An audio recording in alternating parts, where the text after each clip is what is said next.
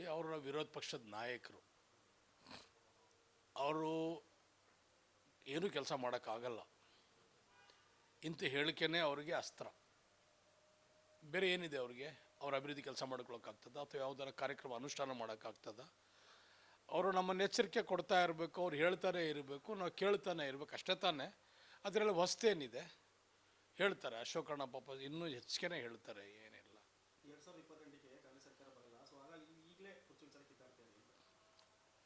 ನಾನು ಹೇಳಿದ್ನಲ್ಲ, ಅವರು ಕಾರ್ಯಕ್ರಮ ಮಾಡೋಕ್ಕೂ ಬರಲ್ಲ, ಕಾರ್ಯಕ್ರಮ ಅನುಷ್ಠಾನ ಮಾಡೋಕ್ಕೂ ಶಕ್ತಿ ಅವ್ರಿಗೆ ಕೊಟ್ಟಿಲ್ಲ, ಸರ್ಕಾರನೂ ಇಲ್ಲ.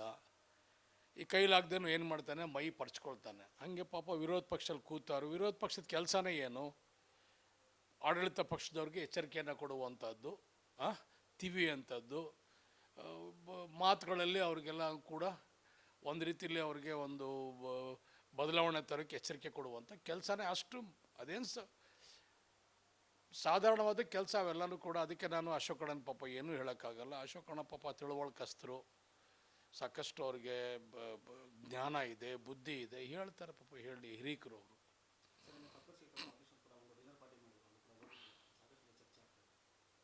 ಏನು ಡಿನ್ನರ್ ಪಾರ್ಟಿ? ಬರ್ಡೇ ಮಾಡ್ಕೋಬೇಡದ? ಬರ್ಡೇ ಮಾಡ್ಕೋತಾರೆ.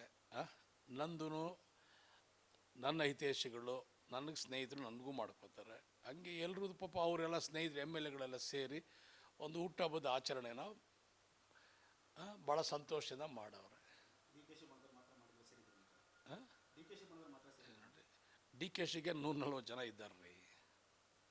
ಅಲ್ಲಿರೋ 40 ಜನ 50 ಜನ ಅಲ್ಲ. DKಶಿಗೆ 140 ಜನನೂ ಅವ್ರ ಪಕ್ಷದ ಅಧ್ಯಕ್ಷರು. 140 ಜನನೂ DK ಶಿವಕುಮಾರ್ ಪರವಾಗಿದ್ದಾರೆ. ಅವ್ರು 140 ಜನಕ್ಕೂ ಅಧ್ಯಕ್ಷರೇ. ಈ ರಾಜ್ಯಕ್ಕೇ ಕಾಂಗ್ರೆಸ್ ಪಕ್ಷಕ್ಕೇ ಅಧ್ಯಕ್ಷರವರು.